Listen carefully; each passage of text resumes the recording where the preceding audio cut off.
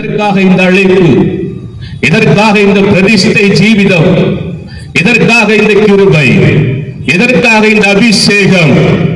இந்த வாலிப காலகட்டத்திலே கிறிஸ்துவுக்காக அநேக காரியங்களை நீங்கள் செய்ய வேண்டும். அதற்காக தான் இந்த வாலிப பருவத்தை கர்த்தர் உங்களுக்கு கொடுத்திருக்கிறார்.